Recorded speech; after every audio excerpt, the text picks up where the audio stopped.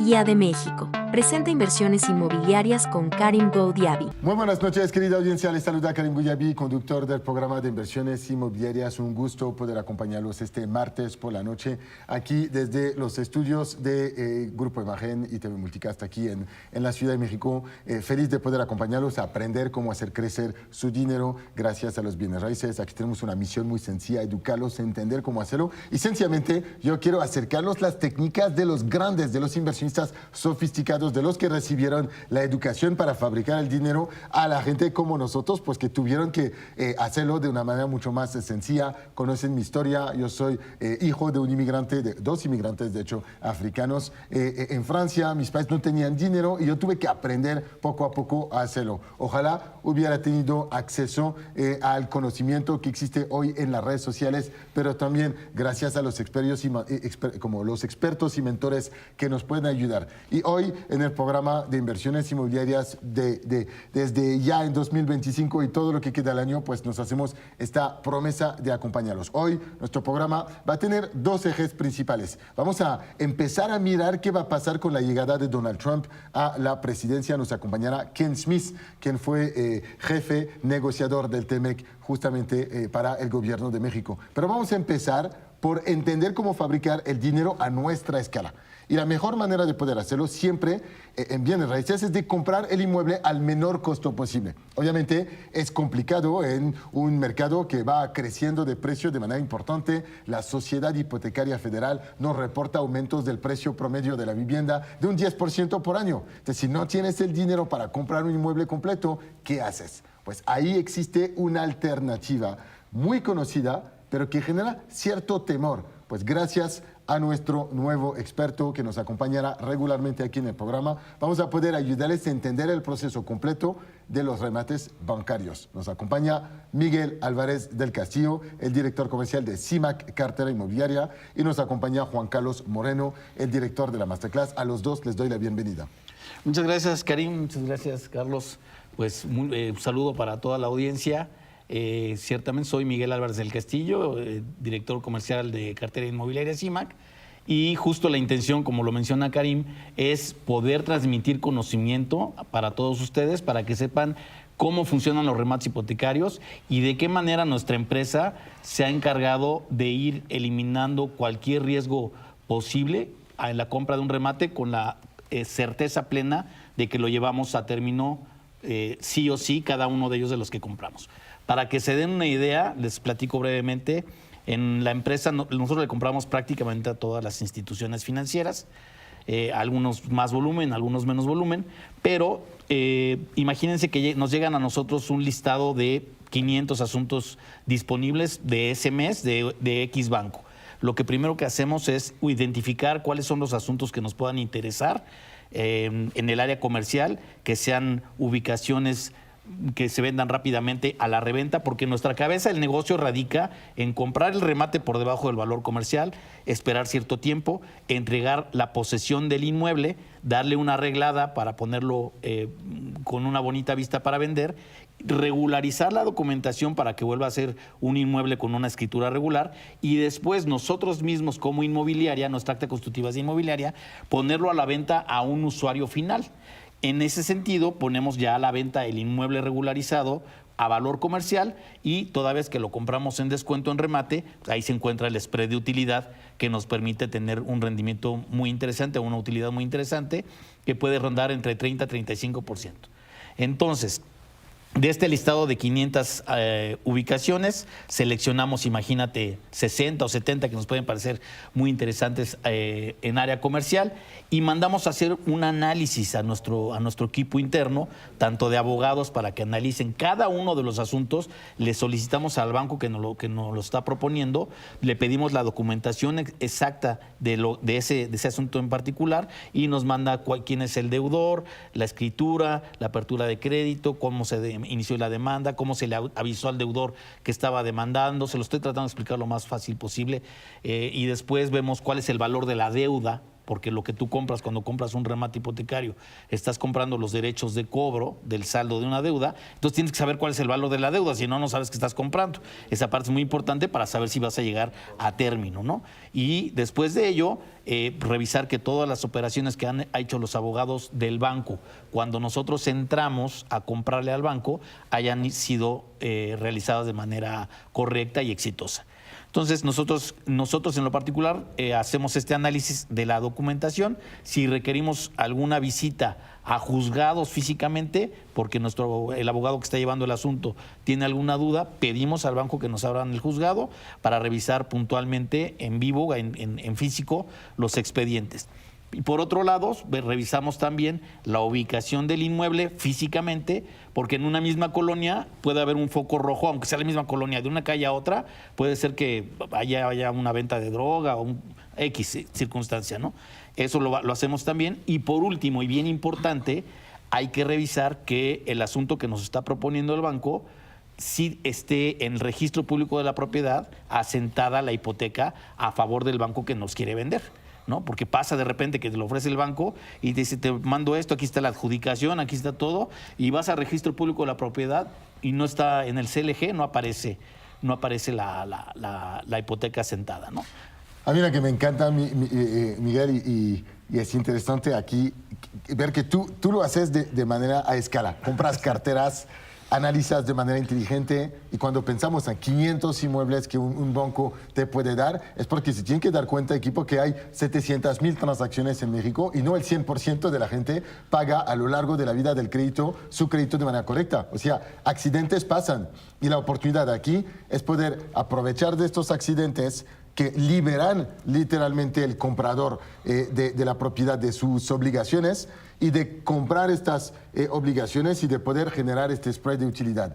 Pero tú lo haces a escala, y la oportunidad que nos traes aquí al estar participando al programa es que vas a enseñar esta metodología para que alguien que quisiera empezar a invertir en bienes raíces a través de los remates entienda cómo funciona, y que luego pueda decidir arriesgar cada vez más capital. Arriesgar, y decimos arriesgar capital entre comillas, porque está respaldado por un bien raíz. Exactamente. Entonces, si lo sabes hacer bien, te aseguras tu 30% de garantía de retorno, cuando para obtener el mismo retorno tendrías que hacer una inversión que esperaría quizás 3 años de inversión a un buen ritmo, en una buena zona, y tú lo puedes obtener en un periodo relativamente corto. Así es. Eso es la promesa, equipo. Juan Carlos, ¿tú cómo vas a interactuar con Miguel justamente para ayudar a transmitir este conocimiento a nuestra comunidad de inversionistas y a la gente que quiere aprender a asesorar quizás a las personas a invertir en remates? Primero, un saludo a todo el auditorio. Y mira, es muy interesante porque remates bancarios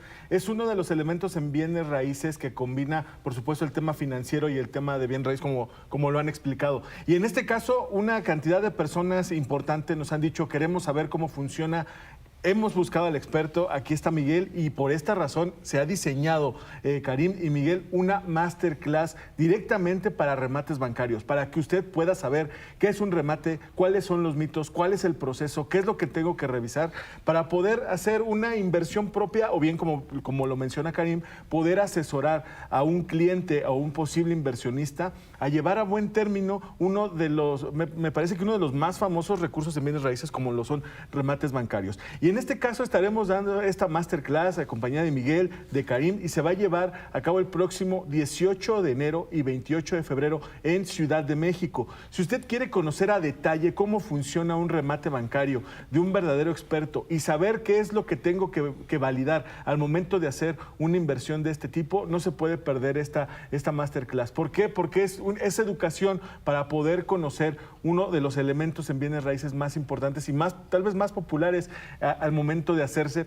de una cartera de inversión. Lo único que tiene que hacer, que es muy sencillo, Karim, Miguel, querido auditorio, es comunicarse con nosotros al 56 33 12 13 14, 56 33 12 13 14, o si nos está viendo, escanea el código QR que aparece en su pantalla y le daremos toda la información sobre nuestras sesiones 18 de enero y 28 de febrero en Ciudad de México. Estaremos en compañía de Karim Goudiaby y de Miguel Álvarez, quien nos van a enseñar desde qué es un remate bancario, cómo poder identificarlo, cómo reducir los riesgos, cuáles son los mitos, cómo erradicarlos y cuál es el proceso para poder entrar al esquema financiero de los remates bancarios. Así es que no se le olvide, si usted quiere estar con nosotros 18 de enero y 28 de febrero, remates bancarios en esta masterclass. 56 33 12 13 14. Y Karim, para tu auditorio, ¿qué te parece? 15 becas al 50% para que puedan estar con nosotros, directamente patrocinadas por Inversiones Inmobiliarias, que le permite a la gente poder conocer a detalle este esquema de inversión como son remates bancarios. En la masterclass de bienes raíces siempre enseñamos que saber negociar bien tu compra te asegura, por supuesto, tu retorno. Pero no existe mejor manera para mí de asegurar tu retorno que de comprar algo que esté en remate. Lo dice, es que la definición del producto lo dice. El reto para la mayoría de las personas es entender cómo poder llevar a cabo este proceso y como siempre existen miedos. Estos miedos y la confianza la ganas gracias al conocimiento y la educación, tal cual. Y cuando aprendas en realidad de la mano de alguien que ha recorrido el camino. Aquí, por supuesto, nuestro experto Miguel Álvarez de CIMAC. Ahora, Miguel, ¿qué van a aprender en esta masterclass en un día entero? Cuando pasamos tiempo contigo, ¿qué se aprende? Bueno, muy bien. Primero, es decirles que el material es muy extenso, hay muchas aristas dentro del negocio, pero lo principal que van a aprender es a identificar qué sí es un remate, qué no es un remate, qué es lo que hay que analizar, qué es lo que hay que dictaminar para saber si ese remate, que sí es remate, vamos a llegar a buen término, si tiene viabilidad 100% de llegar a éxito. Eso es lo que vamos a aprender, ¿no? Es muy importante que las personas sepan que el producto, tal cual, el producto de remate hipotecario, sí es verdad, tiene una fama espantosa y para eso estamos trabajando con el hecho de dar educación para que la gente aprenda qué es, pero el producto es un superproducto. Lastimosamente se ha incrustado tanto delincuentes tal cual que se dedican a estafar, como personas que se dedican a vender remates, nada más la cesión de derechos, sin ninguna educación previa, sin ningún sin ninguna asesoría al inversionista para que las personas sepan qué es lo que están comprando, ¿no? Entonces, los que sí llegan a vender remates venden expectativas irreales, ¿no? Y entonces de repente los tiempos que era de 1 año y medio a lo mejor, y ellos dijeron que eran 3 meses o 4 meses y entonces la gente se siente engañada, ¿no? Pero el producto tal cual es un gran producto que te puede dar de rendimiento 30-35% entre 12 y 15 meses aproximadamente si compras un asunto adjudicado, que en la clase les estaremos explicando cuáles son los litigiosos, cuáles son los adjudicatarios, qué ventajas, qué desventajas, los tiempos, etcétera, en qué momento se paga, en qué momento no. Eventualmente, en las siguientes veces que podamos estar acá, me gustaría invitar a algunas notarías para que los mismos notarios les expliquen cómo se hacen las sesiones y que la gente tenga confianza sobre el producto. Cuenta con ello. Yo siempre digo, el negocio del remate es un poco como el negocio financiero. Si vas a trabajar en una sala de mercado, hay mucho vocabulario. Y todo este vocabulario hace que te parece que estés en un mundo que no puedes entender. Pero si aprendes el vocabulario, entiendes las etapas y luego tú puedes aplicar estas, te vas a dar cuenta que estás abriendo un campo de oportunidades de inversión interesantes. Además, muchas de las técnicas del remate las puedes aplicar en el sector inmobiliario en general, que buscas comprar activos que tienen un valor subyacente más alto que el valor de compra. Es bastante sencillo, es lo que es. Y lo que yo te invito a hacer es, vente a esta masterclass con un socio, con un amigo, porque ahí vas a poder formar tu pequeño club de inversionistas y vas a poder empezar a reunir dinero y fabricar dinero de manera interesante. Y hablabas de fraude, es cierto, pero donde hay mucho dinero, hay mucho interés. Entonces, el hecho de que hay un montón de fraudes te indica que hay un montón de dinero. Solo tú tienes que saber hacer las cosas bien. La educación es el camino para hacerlas correctamente y aprender de la mano de alguien que lo sabe hacer, que lo ha hecho, que tiene las relaciones con los bancos, que sabe cómo evitar las trampas evidentes que existen en el camino, te va a ayudar. Así que contáctanos 56 33 12 13 14. Tenemos una primera masterclass el 18 de enero y otra el 28 de febrero. Ponte en contacto con mi equipo. Te reservan 15 becas, el 50% para estar con nosotros. También pueden escanear el código QR que tienen en la pantalla y les dará toda la información. Los esperamos. Miguel, Juan Carlos, muchísimas gracias. Vamos al corte y continuamos. Continuamos en Inversiones Inmobiliarias. Feliz de estar de nuevo con ustedes aquí desde el estudio de la Ciudad de México. Después de haber platicado un poco de inversión a través de remates inmobiliarios, vamos a dar un vistazo hacia lo que va a pasar la semana que viene con la llegada de Donald Trump a la Casa Blanca, una temática que hemos abordado aquí en el programa de Inversiones Inmobiliarias ya desde hace tiempo, y nos acompaña Ken Smith, socio en Egon y ex jefe negociador del TEMEC para el gobierno de México. Con Ken hemos hablado del nearshoring en 2024, hemos intentado entender cuál era esta tendencia a largo plazo y su impacto para la economía mexicana, pero como siempre, la política, la economía global nos reserva un montón de sorpresas, y hoy vamos a platicar típicamente o particularmente de la llegada de Donald Trump. Ken, es un gusto tenerte con nosotros de nuevo. Gracias por hacer el esfuerzo de estar con nosotros aquí en Inversiones Inmobiliarias. Muchísimas gracias, Karim. Como siempre, es un gran placer estar aquí en tu programa. Ahora, antes de entrar al aire, tú y yo estamos platicando un poquito de tu trayectoria, pero para los que no te conocen, ayúdanos a entender a qué te dedicas hoy en día y cómo participaste justamente en la negociación del TEMEC en el gobierno anterior. Claro, muchísimas gracias. Yo soy socio del despacho de consultoría internacional Agon, Economía, Derecho y Estrategia, que es una empresa fundada en 2013 que se dedica a apoyar a empresas en diversos ámbitos. Principalmente tenemos 3 áreas de especialidad: competencia económica, regulación y comercio internacional. Yo encabezo la práctica de comercio internacional, donde apoyamos a las empresas a aprovechar las ventajas de los tratados de libre comercio que ha negociado México, principalmente el TEMEC, pero también el Acuerdo Transpacífico, acuerdo con la Unión Europea y la Alianza del Pacífico, con Colombia, Chile y Perú.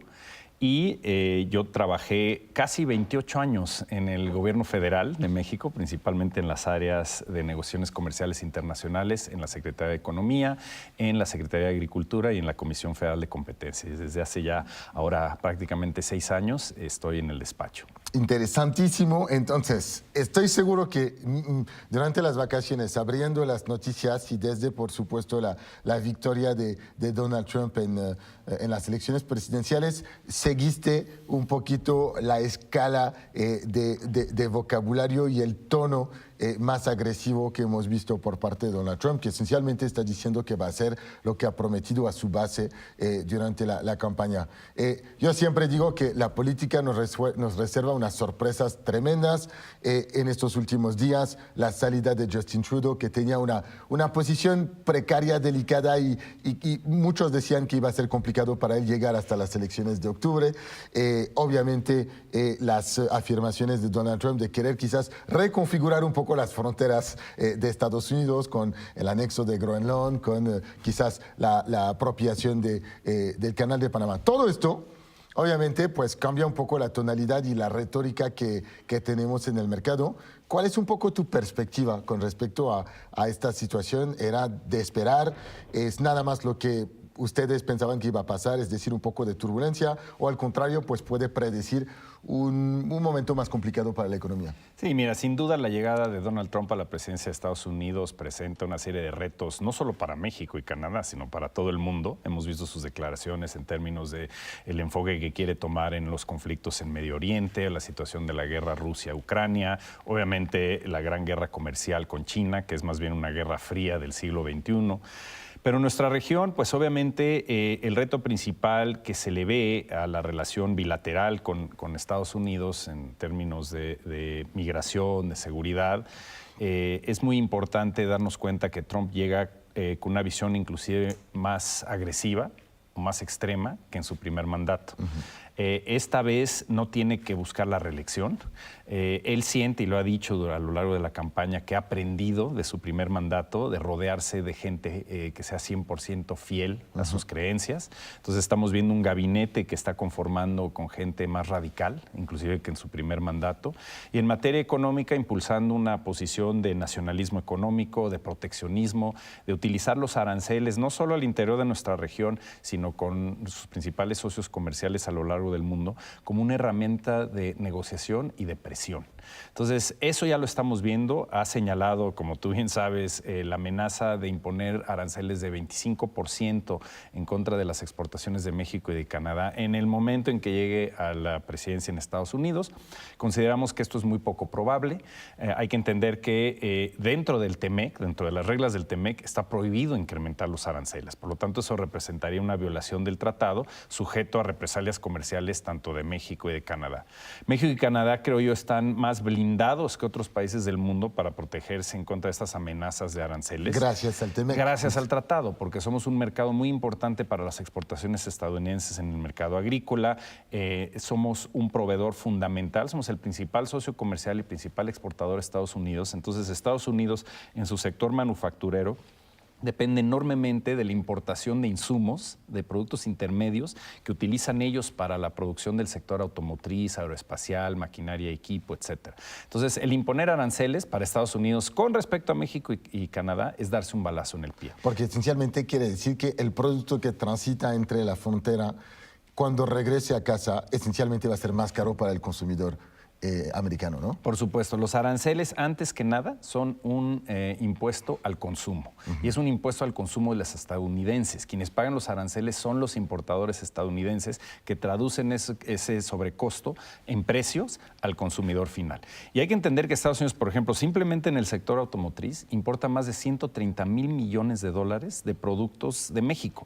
Ya sea vehículos ligeros, pero también más de 100,000 millones en autopartes. Entonces, si tú cierras automáticamente o establece aranceles prohibitivos que encarezcan esos productos al entrar a Estados Unidos, al final de cuentas le restas competitividad y vas a afectar el empleo y los salarios en Estados Unidos y vas a generar un efecto inflacionario, que recordás que fue uno de sus argumentos en la campaña. Sí. Yo voy a solucionar el problema de inflación en Estados Unidos, sí, y aquí estarías yendo en dirección completamente opuesta. Y es interesante porque leí que la Fed justamente tiene un poco este miedo de que con la llegada de Donald Trump, las mejoras o el control de la inflación que se había podido obtener en estos últimos 12 meses, pues iba de nuevo quizás regresar o tener una tendencia de nuevo de una economía como inflacionaria, ¿no? Así es, y cuando ves las realidades, digamos, económicas en Estados Unidos, te das cuenta que muchas de las amenazas de Trump, ya sea en materia económica o en materia de política exterior, digamos, no las va a poder realizar al 100%, pero hay que entender también, y yo creo que esto es muy importante para el gobierno de México, que Trump ya ha utilizado anteriormente en su primer mandato los aranceles como un mecanismo de presión. Lo hizo al incrementar los aranceles en contra de México y Canadá y muchos otros países del mundo en materia de acero y aluminio. Durante la negociación del TEMEC, estábamos en la mesa de negociación y anunció el incremento de aranceles. ¿Qué hizo México y qué hizo también Canadá en ese momento? Y es una buena lección para hoy en día, es señalar que esto era una violación en ese momento del Telecán y que México iba a imponer represalias, lo cual hizo por un monto de casi $1,000 millones, 3 semanas después de que Estados Unidos hubiera implementado estas medidas. Eso hizo que Estados Unidos regresara a la mesa de negociación y negociara cartas paralelas que están plasmadas en el TEMEC, donde excluye a México y Canadá de una serie de medidas de seguridad nacional. Entonces, la postura, creo yo, que debe tomar México y también Canadá es, ante una violación del tratado, defenderse, utilizar las herramientas, generarle dolor económico a través de represalias a Estados Unidos de manera estratégica, que no te des tú mismo un balazo en el pie, pero también mostrar la disposición de negociar, disposición de sentarte a hablar de los temas de migración y de seguridad. Ya lo ha señalado la presidenta Sheinbaum, que es un objetivo de México en la relación que tendrá con la administración Trump. Pero esto es muy importante para, por lo menos de aquí a la próxima semana y los primeros meses de la administración, ir desactivando esta amenaza de los aranceles, que le causaría un daño económico importante a la región de Norteamérica, y los únicos que ganarían en todo esto sería, por ejemplo, China. Serían competidores de nuestra región, que verían una región norteamericana que no está unida, ¿no? Que no está fuerte. De hecho, quiero platicar de China en el segundo bloque para entender un poco tu perspectiva, pero desde el punto de vista del negociador, ¿okay? Tú que estás acostumbrado a estar aquí con una serie de variables en la mesa y decir, pues es que si A pasa, hacemos C, y si B pasa, quizás hacemos D, ¿ok?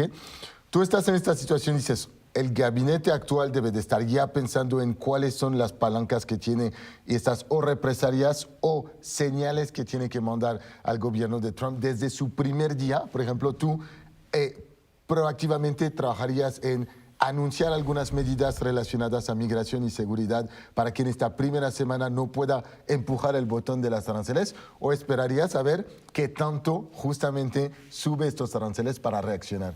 Inclusive yo creo que el gobierno de México ya está tomando medidas para enviar esas señales.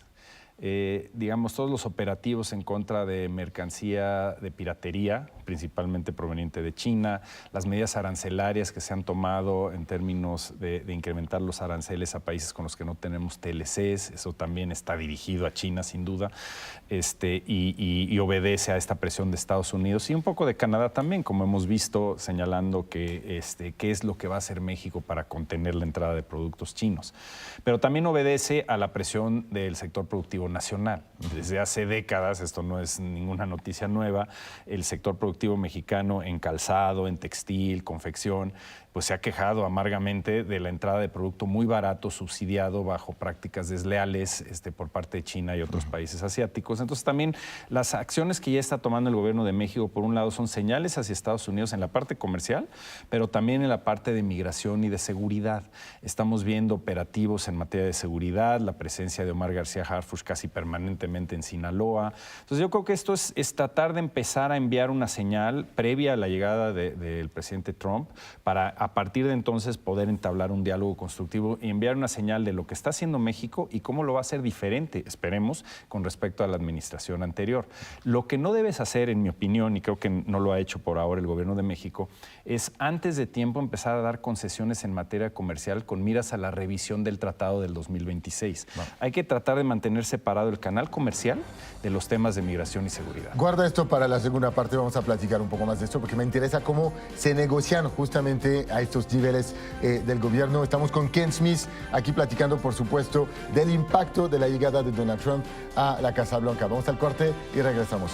Continuamos y tenemos el honor, literalmente, de tenerte aquí con nosotros, Ken Smith, socio en Agon y ex jefe negociador del TEMEC para el gobierno de México. 30 años, nos decía, 28 años de experiencia en diferentes rubros en el sector del gobierno, negociando, trabajando en temas de comercio internacional y con una economía que se ha globalizado de manera tremenda en los últimos 30 años. Y ahora un poquito los efectos secundarios de una globalización exagerada o acelerada, pues viene también un momento interesante. Intelectualmente debe ser muy interesante ver todo lo que está pasando y la reconfiguración de la economía mundial. De hecho, pronto, ojalá con la llegada de un tercer monstruo que podría ser también India y que lleve sus propios retos. Platicaremos seguramente de esto en el futuro. Nos decías que México es un aliado estratégico, que el gobierno de México tiene que mandar señales con respecto a las preocupaciones de Trump, pero no intentar ofrecer concesiones hacia una futura renegociación del TEMEC. Es correcto. Hay que entender primero de qué se trata esta revisión del tratado. Es una revisión a través de la cual los 3 ministros de comercio de los países México, Canadá, Estados Unidos se van a reunir para revisar la operación, cómo está funcionando el tratado y en su caso hacer recomendaciones sobre cómo mejorar su operación y mejorar la implementación. No es en automático una renegociación, esto hay que entenderlo, es importante. Sí hay la posibilidad de que algún país levante la mano y diga yo quisiera reabrir de manera sustantiva alguno de los rubros. Por la presión que tiene Estados Unidos sobre la entrada de China al continente americano, en particular a los socios del TEMEC, hay esta presión de ver cómo se va a contener esa entrada en el sector automotriz, por ejemplo. Entonces, hay que ir pensando cuáles son algunos de los temas donde Estados Unidos podría solicitar, no nada más recomendaciones que sean de orden administrativo, cuestiones sencillas que no requieran reabrir el tratado y donde sí podría pensar en abrir ciertos rubros. Este es el primer análisis que se tiene que hacer. Yo creo que, por ejemplo, en el sector automotriz y relacionado con las reglas de origen, es decir, las reglas a través de las cuales tú obtienes la preferencia arancelaria, Estados Unidos podría pedir una reapertura en ese sentido. No es lo ideal reabrir el tratado. Yo creo que al final de cuentas hay un riesgo que existe de abrir una caja de Pandora. Si tú tratas de abrir un capítulo en particular, es probable que Canadá o el propio México también, te pida reabrir otros capítulos. Por ejemplo, Canadá tiene mucha sensibilidad respecto al acceso de productos agrícolas de Estados Unidos a Canadá en el sector lechero. Podría revisar, si Estados Unidos pide reabrir el capítulo automotriz, Canadá podría pedir entonces reabrir el capítulo agrícola. Y entonces empezar en una vorágine peligrosa de reabrir todo el tratado. Entonces, el primer paso es que los tres países, una vez que ya esté en funciones el presidente Trump y que veamos qué pasa con los tiempos políticos en Canadá, porque se va a acelerar probablemente la elección de un nuevo primer ministro y los conservadores pueden ganar. Una vez que ya estén en funciones, digamos, los nuevos integrantes que van a estar a cargo de esta revisión, en ese sentido, sentarse, establecer las reglas del juego, qué buscamos de la revisión del 2026, cuáles son los parámetros de acción y llegar a una especie de acuerdo previo donde lo que se busca es enriquecer el tratado y relanzarlo como se establece en el TEMEC por otros 16 años. Hoy en día, es muy importante entenderlo, el tratado está en vigor hasta el 2036. O sea, en 2026, que es la revisión, en realidad no tenemos un riesgo de que se colapse el tratado. Y eso es importante cuando los exportadores y los inversionistas toman sus decisiones a largo plazo. El tratado está hasta 2036. Si no se ponen de acuerdo en 2026 de relanzarlo por otros 16 años, te vas a una especie de tiempo extra donde hay revisiones anuales cada año. La única fecha fatal es 2036. Pero entonces, ¿qué podemos esperar? Con una postura nacionalista muy proteccionista y agresiva en materia de política exterior de Donald Trump, podemos esperar mucha turbulencia, sobre todo en los mensajes políticos en las alturas. Pero ahora lo que tiene que hacer México y también Canadá es ir preparando con su sector privado, con la sociedad civil, cuáles son los temas prioritarios en esta revisión y cómo presentarlos. Cuáles son los temas que México sí quiere poner sobre la mesa y cuáles son los temas defensivos. Un tema defensivo de entrada es no tener un retroceso en el libre comercio. Es decir, como lo hicimos en 2018 en la negociación del TEMEC, asegurar que todos los productos que se comercien entre los tres países estén libres de arancel. Y como ese ejemplo, hay muchos otros más donde hay líneas rojas que no se deben cruzar. ¿Qué dices tú a la gente, especialmente hablo a la persona de la calle, quien por los mensajes que recibe de los medios, lo que vemos en las redes sociales cada vez más, tiene el sentimiento que hoy es peor que ayer? Cuando los hechos demuestran que la globalización, el capitalismo, pues han permitido a grandes cantidades de personas de salir de una situación económica precaria, de poder entrar en la clase media y para muchos pues de crear en realidad mucha riqueza. Y sin embargo, cuando escuchas un poco la retórica, tienes el sentimiento de que los canadienses no están contentos, los mexicanos no están contentos y los americanos no están contentos, cuando probablemente han sido los beneficiarios de uno de los periodos de crecimiento más importantes de la historia de la economía, ¿no? Sí, mira, convencer a la opinión pública de los beneficios de la globalización, de la apertura comercial, siempre es y seguirá siendo un reto. Porque cuando hay afectaciones a ciertas industrias, a ciertos empleos, es muy notable y el impacto es directo. Por ejemplo, tú puedes decir, en Estados Unidos se crearon miles y miles de empleos en el sector de alta tecnología, pero se perdieron empleos específicos en el sector acerero o la producción de carbón, y esas comunidades se sienten afectadas por el comercio y por la globalización. Entonces, siempre vas a tener ese reto. Pero yo creo que hay que seguir trabajando en campañas de abogacía, de promoción de los beneficios que le brinda la apertura comercial a México. Es decir, hay evidencia empírica clara que la apertura comercial de México a partir de los años 90 es uno de los factores que ha hecho que crezca la clase media en México. Y eso es muy importante, no solo del punto de vista doméstico, sino también trabajarlo para convencer en Estados Unidos y Canadá que la unión hace la fuerza, que seguir eliminando las barreras comerciales entre los tres países va a ser la principal o la única manera de que Norteamérica compita con éxito con China y con el resto del mundo y que sigas generando empleo mejor remunerado. Un ejemplo en México es que los empleos en el sector que exporta paga en promedio salarios 40% superiores a los del resto de la economía que no exporta. O sea, en la medida en que crezcas, digamos, la participación de la población económicamente activa en el sector exportador, puedes generar más riqueza y bienestar. Y eso es algo que se tiene que promover, que se tiene que explicar, y no solo en México, se lo tenemos que explicar a la Casa Blanca y a los nuevos congresistas que están llegando a Estados Unidos, que no entienden básicamente la importancia de la economía mexicana para el bienestar de la economía estadounidense. Y si estuviéramos así, estirando el hilo, tenemos un gigante chino que está tomando cada vez más poder, tenemos ahora otro gigante indio, te mencionaba, que está despertando. ¿Hay ¿hay interés o hay sentido en decir que debería de ser los Estados Unidos de Norteamérica, en tres sentidos, para crear un grupo poblacional y una economía integrada tan grande como, por ejemplo, más grande ahora en realidad que la Unión Europea, y para poder competir contra los miles de millones de habitantes que están del otro lado del mundo? Sí, mira, hoy en día no estamos en el punto donde podemos hablar ya de la creación de una Unión Norteamericana. Sin embargo, yo sí creo que es el momento, justamente, por la presión que tenemos de China, de la India, de otras regiones del mundo y los conflictos que existen a nivel mundial, de fortalecer la integración en América del Norte. Es el momento idóneo para poner el pie en el acelerador, eliminar las barreras que aún existen entre los tres países y así fortalecer nuestra competitividad.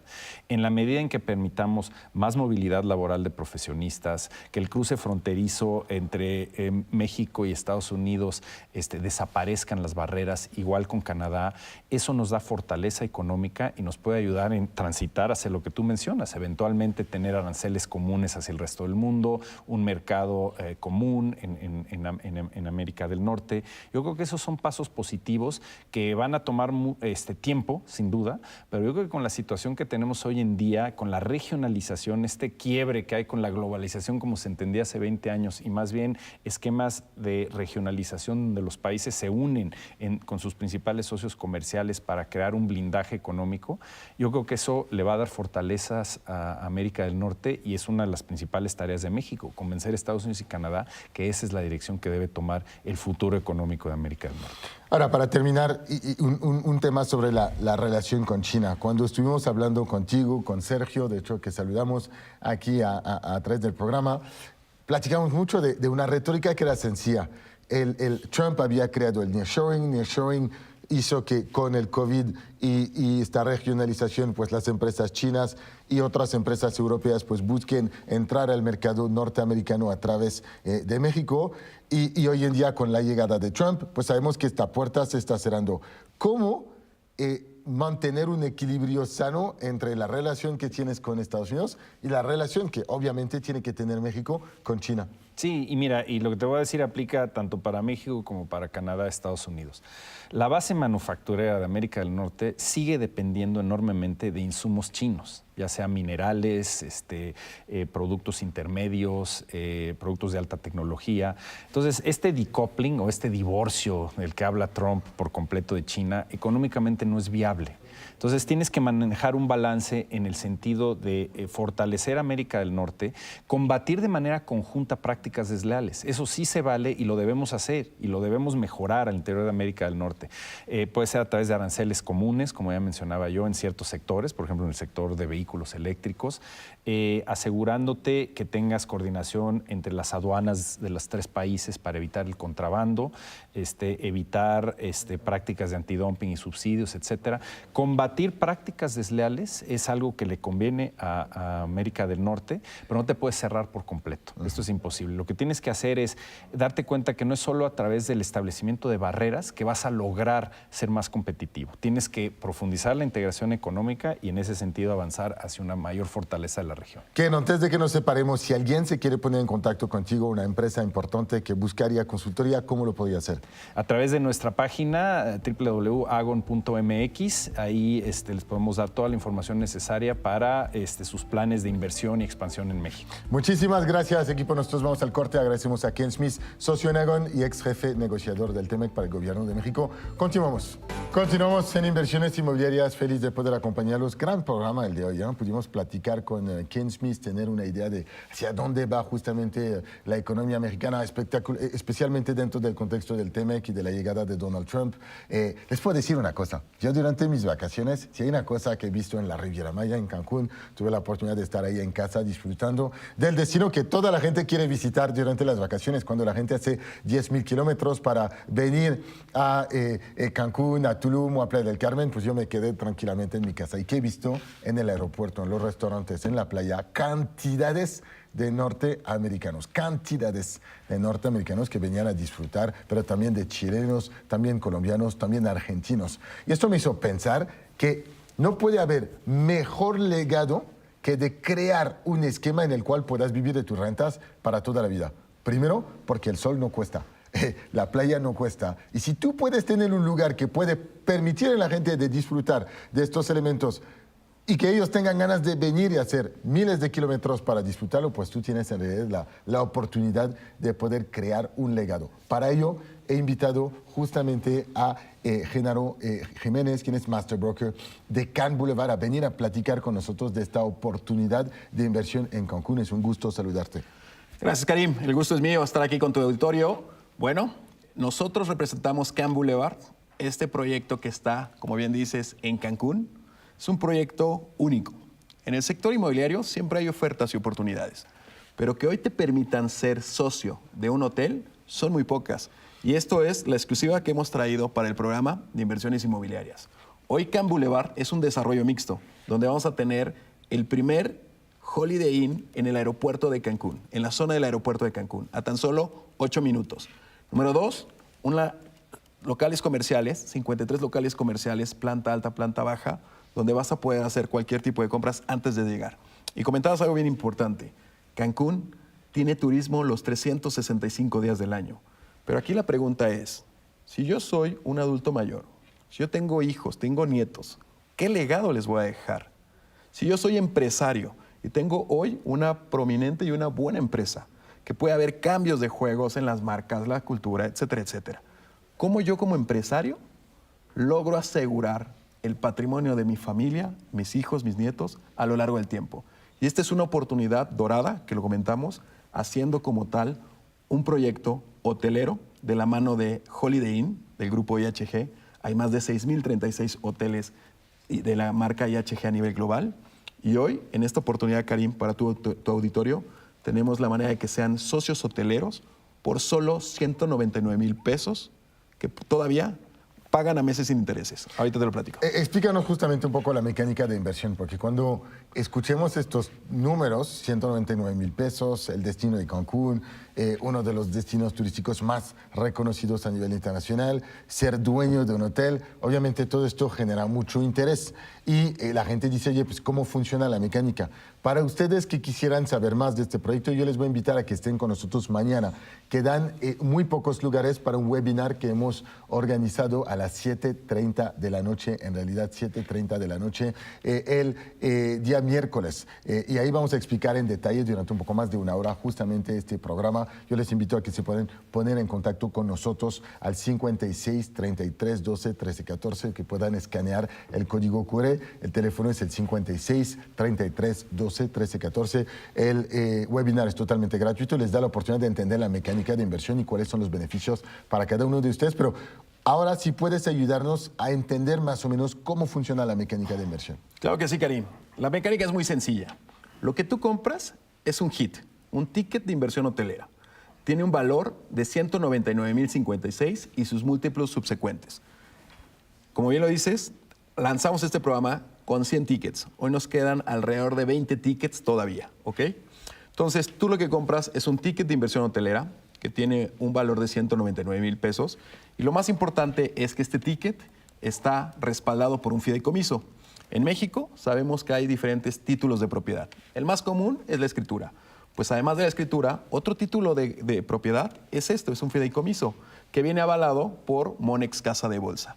Entonces tú tienes la propiedad de este ticket y esto te hace dueño de un porcentaje del edificio del hotel de por vida. Número 2, tienes un beneficio porque al comprar este ticket de inversión hotelera, que va a ser operado por Holiday Inn, vas a ser ganador de la rentabilidad durante los 20 años mínimo de operación del Holiday Inn en Cancún. Entonces, los 3 beneficios que tienes al comprar este ticket son, número 1, somos de los únicos que te pagamos una renta asegurada desde el 8% durante 2 años o hasta que acabe la obra. ¿Qué quiere decir? Mientras construimos, te pagamos una renta asegurada que se paga de manera trimestral. Número 2, una vez inaugurando el Holiday Inn, que esto debe suceder en el 2026, te pagamos una rentabilidad por la explotación en base a la ocupación hotelera, que va desde el 70 al 80-90%. Y te voy a dar un dato de acuerdo a Secretaría de Turismo. En Cancún la ocupación hotelera ronda el 88%. Entonces, este es tu segundo beneficio. Y el tercero, al ser dueño de los ladrillos del edificio en un porcentaje por este ticket de inversión hotelera, ganas plusvalía a lo largo del tiempo. Estos son los beneficios y la mecánica. ¿Es seguro? Sí. Traigo un fideicomiso respaldado por Monex. 2. ¿Qué beneficios tengo? Tengo en el corto plazo, que son los flujos de efectivo que me pagan trimestralmente, y a mediano o largo plazo la plusvalía. Entonces es un producto sumamente redondo, por eso lo platicábamos antes de iniciar esta transmisión. En solo 18 días logramos colocar más de 80 tickets. Hoy nos quedan 20. No quiere decir que no va a haber más tickets, pero los tickets más asequibles de 199,000 son los que nos quedan alrededor de 20. De ahí vamos a tener inversiones hacia $500,000, 1,000,000, 2, 3 millones y demás. Entonces, yo invito a los que nos están escuchando a querer tomar este webinar y a estar con nosotros entendiendo esta gran oportunidad, ¿no? Un espacio mixto, 53 locales y por supuesto el hotel operado por Holiday Inn, pero cuando hablamos de legado hay que pensar que en 50 años, cuando el contrato de franquicia de operación se termine, Holiday Inn quiere irse, en realidad habrá otros hoteles que van a querer operar, porque la ubicación es en realidad la clave en este proyecto. El Boulevard Colosio es el boulevard principal de acceso al centro de Cancún, es donde cientos de miles de autos diariamente pasan y este hotel tiene un acceso directo a este boulevard. O sea, una gran oportunidad, en mi opinión, de inversión. Mañana a las 7:30 p.m. estaremos platicando de los detalles de esta inversión, de las garantías que ofrece al inversionista, por ejemplo, las rentas preoperativas durante el periodo de construcción, de las oportunidades de plusvalía, del análisis que se ha hecho del punto de vista legal para este proyecto. Les invitamos a que estén con nosotros. Es muy sencillo. Nos tienen que mandar un WhatsApp al 56 33 12 13 14, 56 33 12 13 14, o pueden escanear el código QR que tienen en la pantalla para poder asegurar su lugar. Siempre, siempre, siempre busco la manera de que haya productos excepcionales aquí en el programa. Agradecemos, por supuesto, a Genaro aquí por haber peleado con el desarrollador para encontrar esos tickets. Después, la inversión sigue siendo muy atractiva, pero ya te ponen un rango donde tienes que comprometer más capital. Hoy tienes la posibilidad de hacerlo con menos de 200,000 pesos y además con un financiamiento a meses sin intereses. Así que te esperamos mañana. Mándanos un WhatsApp 56 33 12 13 14 o puedes escanear el código QR. Te agradecemos muchísimo, Genaro, tu participación. Gracias, Nosotros nos vemos 7:30 en punto para nuestro webinar con nuestra comunidad de inversionistas. Nos vemos mañana en otro programa de inversiones inmobiliarias. Soy Karim Goudiaby y te quiero agradecer por haber visto un nuevo episodio del programa de inversiones inmobiliarias por Imagen Radio.